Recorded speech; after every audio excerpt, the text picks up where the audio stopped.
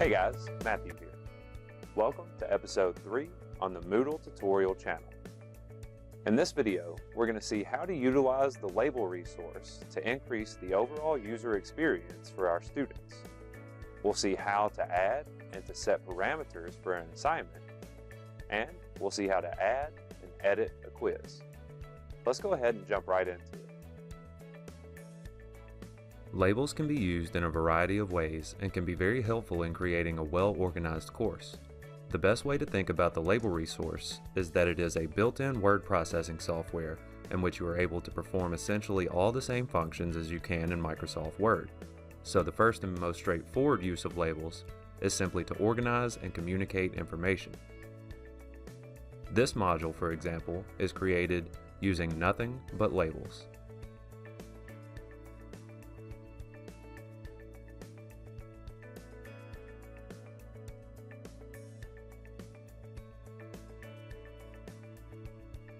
Because labels are word processors, you have the ability to insert hyperlinks. Hyperlinks are most often associated with web pages, but can also be used to insert documents. We will look at how to do both. A common mistake when inserting hyperlinks is to use the words "click here." Instead of inserting your hyperlink using "click here," always try and include a bit of context about where the link leads. To insert a link into text, click on Edit Settings, highlight the text you wish to use for your link, click on this icon.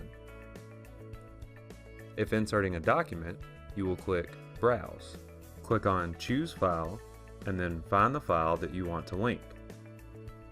Click on it, and then click on Upload. When inserting a web page, highlight the text, click on the icon, and enter the URL here. Labels can also be used to embed various online resources, such as YouTube videos, Panopto videos, and SoftChalk lessons. To embed content, you will need to find the HTML code for the content you wish to share. To embed a YouTube video, find the share link on the video you would like to share. Click on the embed code, and then copy the HTML code. Return to Moodle, click on Add an Activity or Resource, and add a new label. Click on the Show More Buttons icon, and then click on the HTML code icon. This allows you to enter the embed code. Paste the embed code in the box, and then save and return to the course. Your YouTube video is now embedded on your Moodle page. The assignment resource is one available option for students to be able to submit their work.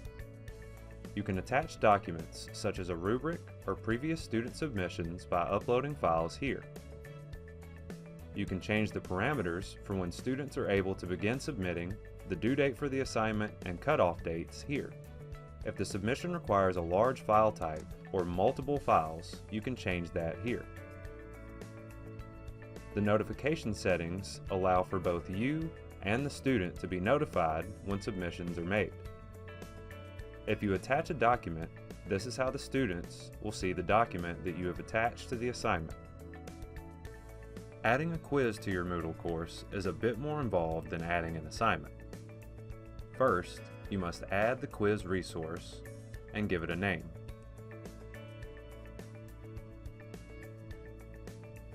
Next, click on the link you just created, and then click on Edit Quiz.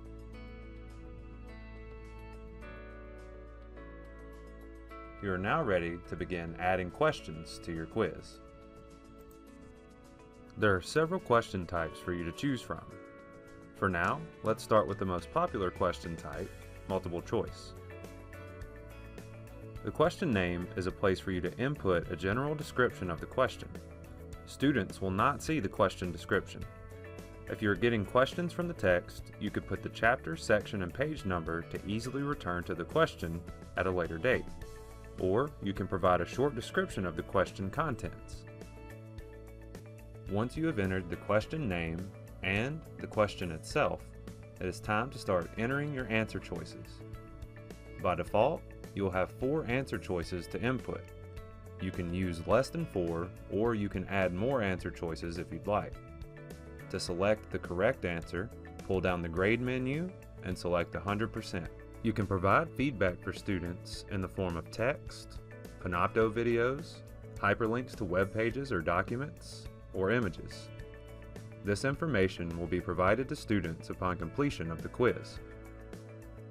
If you are unable to finish the quiz in one session, the next time you click on the link, you will not see the option to edit the quiz. In order to do so, you must first add the administration block within the quiz. Once the administration block loads, you will now see the option to edit the quiz. Click here, and you're back where you need to be.